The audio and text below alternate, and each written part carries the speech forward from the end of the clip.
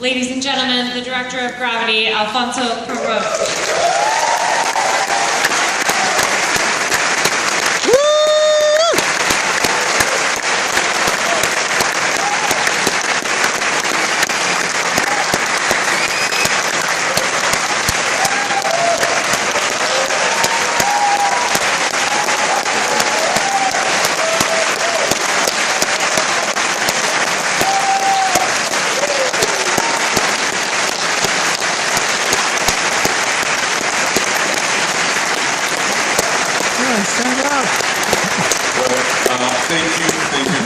And obviously I didn't do this alone.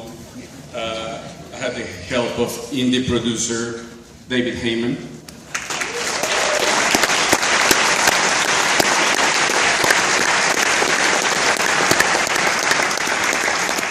Writer Jonas Cuarón.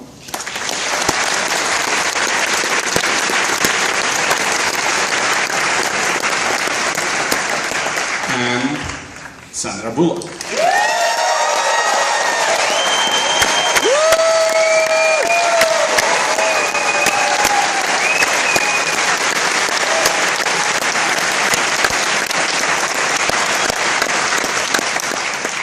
All of you guys, but I just got chills backstage watching that ending again.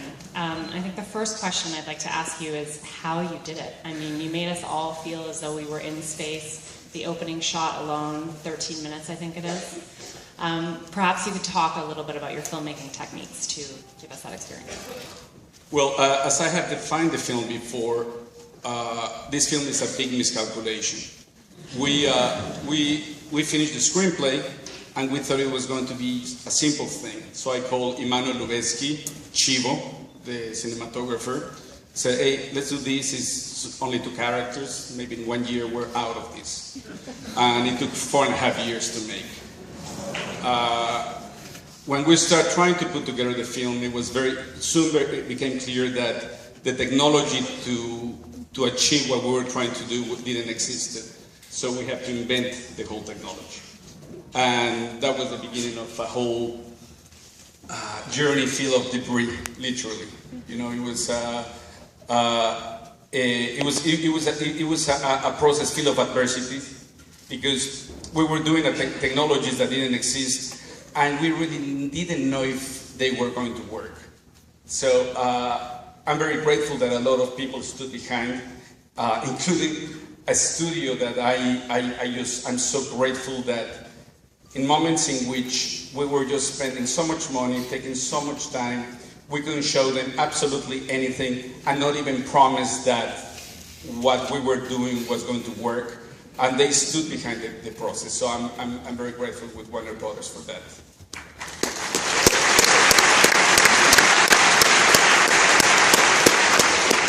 Sandra, it's an incredible performance, but I wonder if you could tell us a little bit about what it's like to have to give that when you're working a lot with green screens.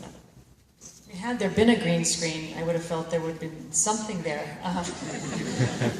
You know, it was just lonely, but in the best way. I don't know any other way to say it. It was just frustrating, it was painful, it was isolating, but I mean, how lucky am I that I got to have all those frustrations, you know, built in to something that, you know, people who are in those positions that these characters were in are probably experiencing 1,000-fold. So after a while, you just used it. You just used it, and you wanted to kill David and Alfonso regularly, and I used that as well.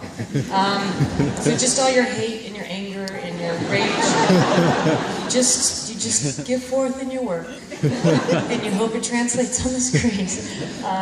But it was an amazing experience to be able to do as an actor, but I think more importantly as a woman. It could have very easily gone to the role of a man, and I appreciate that Alfonso likes us.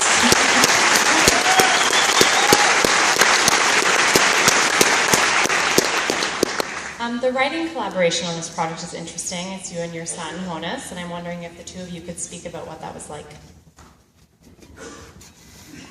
Well, I guess from the beginning we had this idea of doing a very distilled narrative where the idea was to create a 90-minute roller coaster ride where you were grabbed to the edge of your seat, but at the same time to be able to, while doing that, like, create an emotional ride also, and like talk about various themes. If you want to talk about that. Well, yeah, I have to say that Jonas came with a concept. He's prepping now to direct a film called Desierto that he gave me. he gave me to read, and for me to give him notes, and said, I don't have that many notes. I just want you to help me to do something like that. And it's as he's saying, it's in a tight narrative, trying to figure out the way in which all these themes are told with as little dialogue as possible. And that was the point of departure. Then the rest of the collaboration, I think is just writer to writer. And from the standpoint of being father and son, for me was just cheap labor.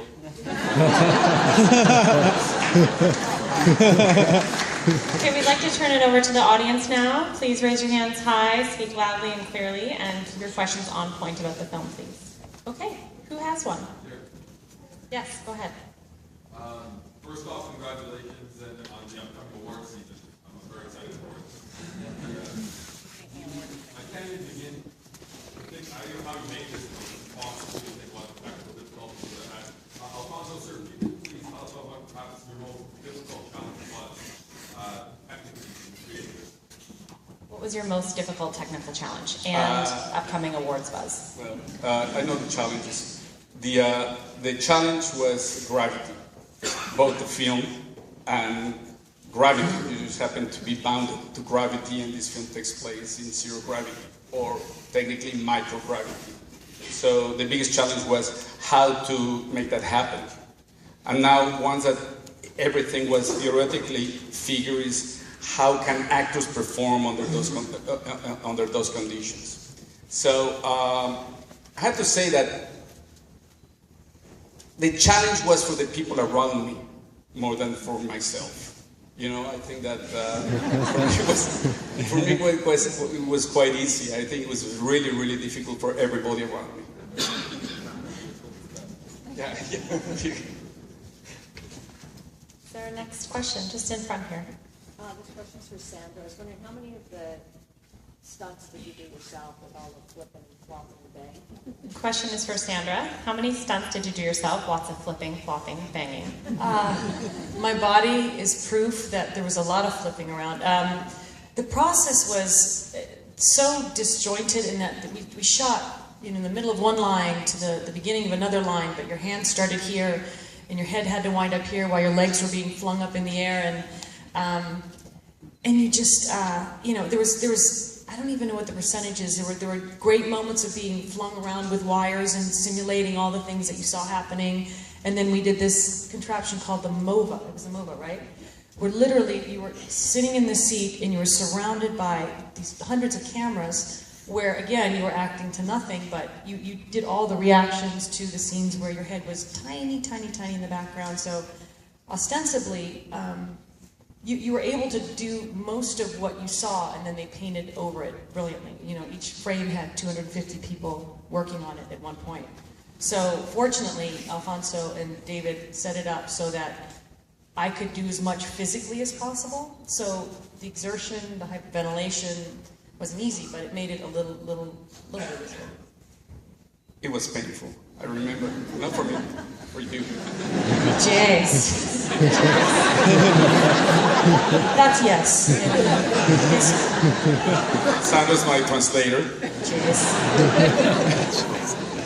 Do we have another question? Yes, in the mezzanine here. You're waving your hand. Hello. Fantastic. I'm sure there was a lot of planning that went to shots. Were there any that you felt didn't work the first time around? Lots of planning clearly went into your shots. Were there any that didn't work the first time around? Well, you have the constant feeling that nothing is working. Not that there's one shot that is not working. And it was not that one shot didn't work. It was how to define the technology.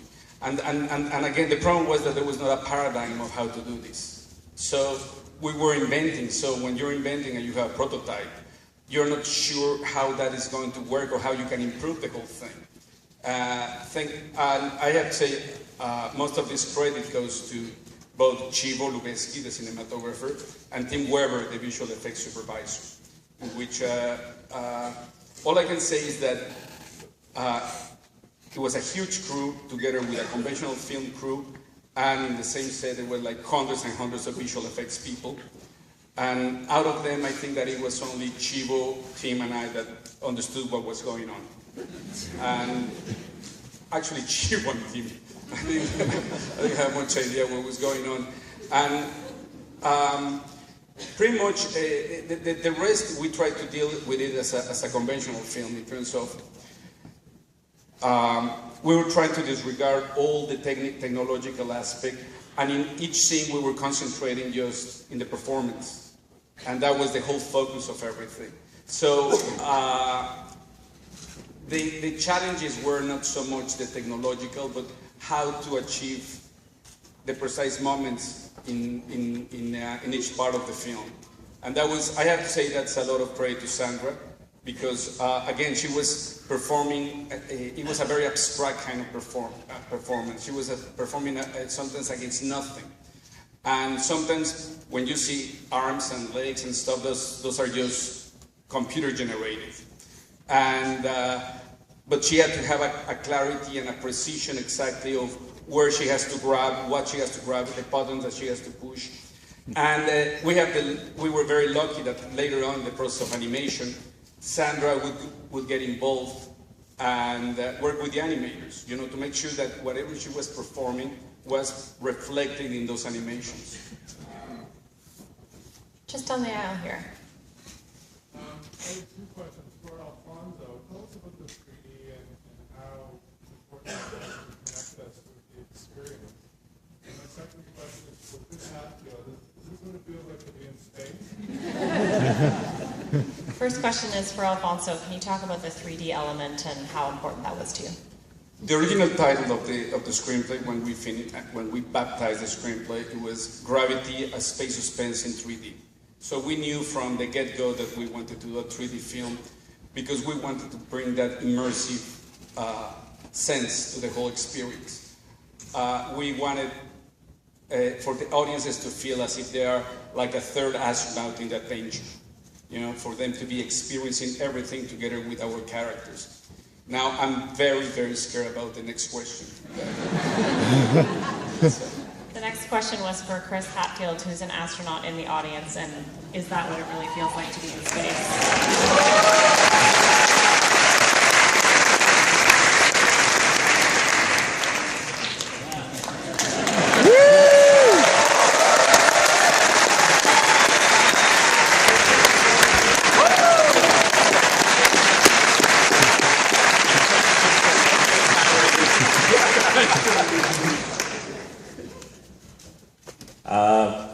Fortunately, the 5 months that I spent on the space station went way calmer.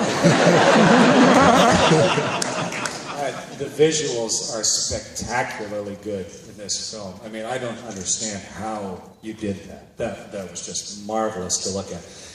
And if I ever fly in space again, I want to fly with Sandra.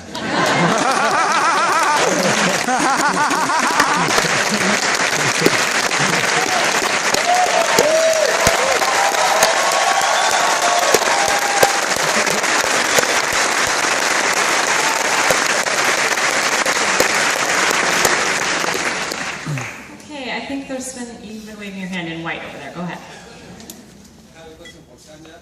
Being a big star like you are and winning the Oscar, was that an out of space experience?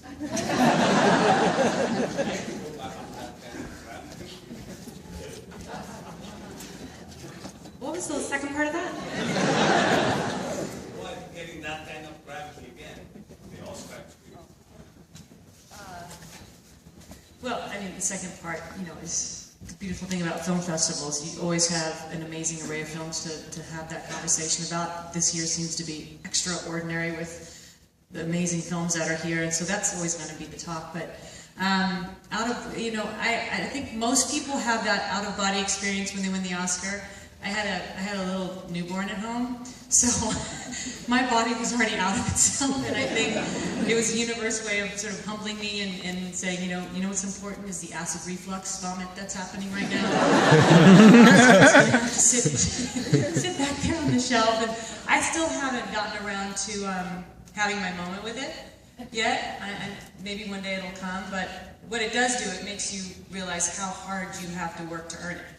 I didn't feel worthy of it when I got it, so I feel like, okay, I'm going to spend the rest of my life hopefully earning it, but having a really good time in the process as well. So, out-of-body experience completely, but it was exhaustion that I had as well.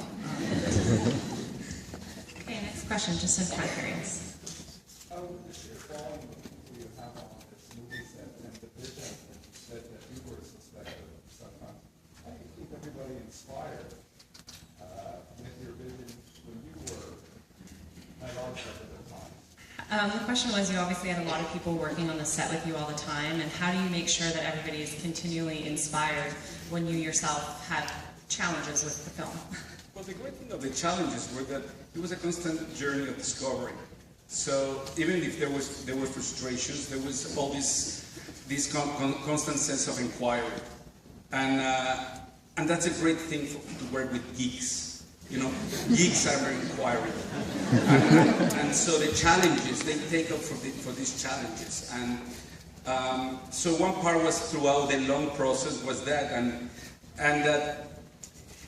I'm very fortunate that everybody took a very creative approach to the whole process, from the animators to just the technological geeks. You know, it was to achieve. It was clear that it was about achieving a cinematic technique. That at the end, the important thing was the thematic element that we have. Then also, I think that when we were in the set and throughout the process, well, I'm very grateful to have someone like David Heyman, who knows how to deal in very long process of projects. It's like he put together and held Harry Potter, and it's not unlike Gravity. Those are huge crews with hundreds of people working both in visual effects and live action. So I think that you can talk more about that. Thank you, but actually he's being a bit modest. He constantly inspires because he challenges everybody. He pushes everybody to the very limit. Everybody around has to do their best work, and he doesn't settle for anything less. So, and every change, as he's inquiring, as he's figuring it out, is making the film better, and you can tangibly feel that as you're working on it. So you know you're working with someone, and you know you're working with people who are extraordinary. So, just being him, and just being around him is inspiring.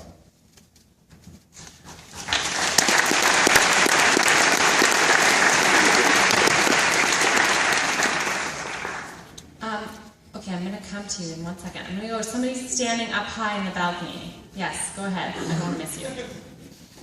I wanted to say that for Sandra Bullock, that movie, where's the character emotionally when she touches it, or does she meet Tom Hanks, or does she? And second of all, best performance of your career.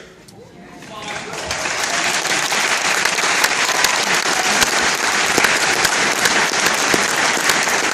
I can't see you, but I love you. Where was the character emotionally? You know, for someone who was so disconnected from Earth, I mean, literally and figuratively, but emotionally, just wasn't really on the planet anymore, and sort of lost the will to ever reconnect, to have that moment of, I'm touching ground and not make it melodramatic, and it was just like, how do you appreciate the simple feeling of the soil under your feet that you'd never appreciated before, and it was such a surreal day of filming. It was like we were on a pontoon boat, there were water skiers going by, it was just us, he's raking the grass, we're trying to move, you know, sprigs of plastic grass around, you know. 12 people. That's what it was. And it was like, all this huge movie. And we had eight shots, and it was like, what, and it's just, sometimes the simplest things in life are the things we constantly take for granted. But I just felt like the minute you get onto that soil, it's like, okay, I'm sorry, I'm not going to mess this opportunity to live on you again. And it was sort of her. She was like a seed. She was like a baby, and to sort of have that moment. Okay, you're here. You're going to help me stand up, and we're going to try and do this right next time. So, that's sort of something I love of that moment is that, and I was very surprised when you did it, is that you improvised that little thank you. That was not scripted, and that's something that you improvised in the moment. That's we all go through things, and you find, wow, I hated this in my house before, but once you go through something, you come back and go, I'm sorry, I don't hate you anymore. I like you. But it's just, it's that thing in life you take for granted, the most amazing, simple things that we've been blessed with, and that moment was a being grateful for it. We have time for one more question. I'm going to go to you right here in the front row. Go ahead. Miss Bea, yes. What was the most difficult scene in the movie to film? Question is for Sandra. Most difficult scene. Boy, thank you for asking that question. What was the most difficult to film? I always come back to our little moment with George. Alfonso and I were so deep in building and trying to figure everything out, making sure it was right. We had such problem with this one scene where it hadn't been written yet, but we were trying to find the right words that didn't feel, again, melodramatic, that felt truthful for her to have her letting go moment. Someone who just says, I'm going to accept what comes and I'm going to let go. And we weren't able to sort of get it just right. And George had been around us and seen that there was just this struggle happening. And he sent Alfonso an email after he left and he goes, throw this away if you want, but here I sort of wrote a little something that I thought might be good for Sandy to say. And we were struggling. I think we were so close to it that we couldn't figure out how to make it work. I'm not a writer. And George gave us the little gift of that scene, and it's a scene where I'm saying, you're going to see a little girl with brown hair. And it was the most difficult because you wanted it to be special for everyone watching. But someone on the outside had to sort of come in and see, teach us how to say it in the right way. So I think that was, for me, the hardest scene because I just wanted it to be just right. And I think, we all felt the same way, and George gave it to us. I think everything about the film is just right. It's perfect. Thank you so much for being here. Congratulations.